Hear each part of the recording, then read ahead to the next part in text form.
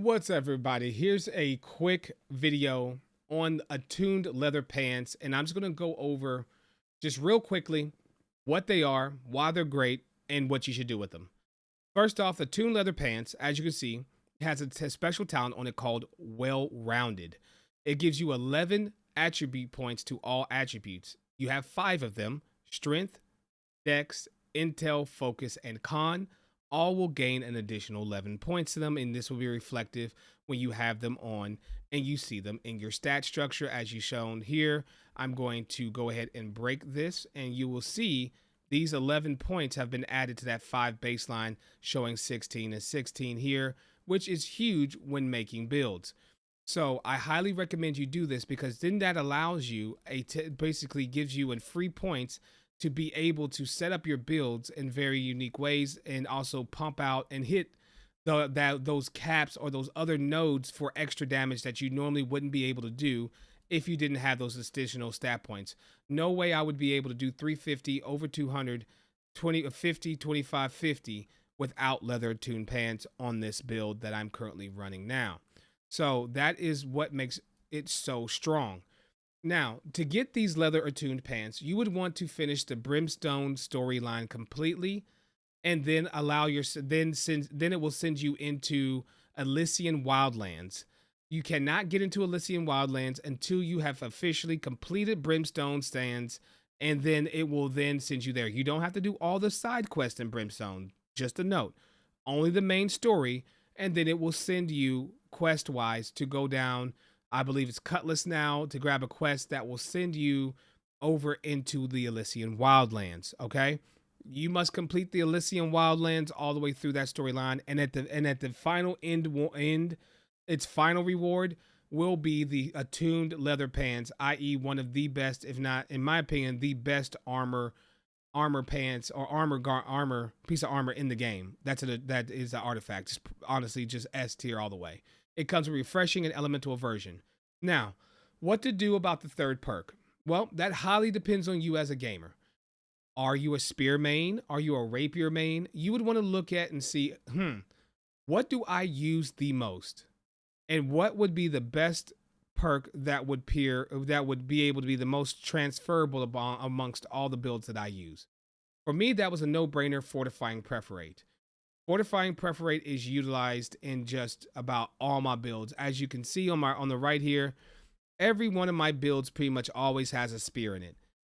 Even SNS, I'm rocking a spear.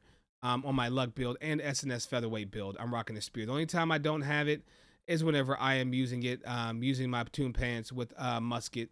But then again, you can only own one pair of any or only one artifact at a time. So if I could have multiple attuned leather pants, it'd be amazing. But in this game, you can only have one of that type. So for me, fortifying preferate is what I would put on it. Now let's talk about when to upgrade. Is quite different from could be different from person to person.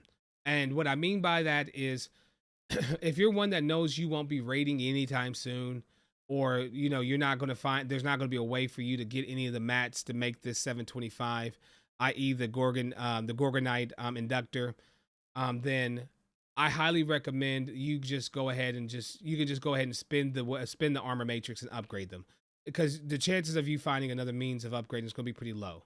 So the raid, and also anything else like that's going to be the best way for you to get them. But the main thing is, since this is going to be a piece of gear on many different sets, you want this thing to 725. So what do you do until then? Well, Nelson, I want to use them, but I don't have it yet. Well, just use it until you do. You can use an alternate piece in any of these other spots, right? You use an alternate piece in any of these other spots, and remember, light, light, light, medium, medium, or you can do medium head, medium gloves, or you could do either of these to be medium. So your head could be a medium, your gloves can be medium, your pants, your boots could be a medium. The rest has to be light though, and the chest can never be light. It could never be medium. Can never be. Always must be light. So I could have light boots on and medium gloves instead, or I could have light gloves on, light boots on, and have a medium head on. But I could not have a medium chest on. It would put me overweight no matter what I would do if I did that. So That's kind of how you want to do it. So what you could do is like, okay, well, I can't put it here now, but do I have another piece of gear that has fortifying perforate on it or leeching cyclone? Switch it up until you're able to get to a point to where you can put it on there, because the chances are it's a very niche role of having all the perks you want. You want to find whatever combination of perks that are going to be the most expensive. Get those done through upgrading at the Gypsum Kiln and using your artifacts. Also using your other things like Azoth gear that has already refreshing and enchanted ward on it to make some of these other things that you may need, like leeching cyclone, and stuff like that, which I plan on doing for a couple of pieces that I currently own right now that I need to have switched up on. So, but that's pretty much the long and skinny of it, of how you would do it with this build, with running Attuned leather pants with just any build. So once again, 725 it if you can. If you cannot and you don't think you're gonna be getting to that content, you'll be just good rocking it how it is at 700. Enjoy the game. If you got any questions, please hit me up on twitch.tv/babyfnelson. Have a good one, and I'll see you on the next one.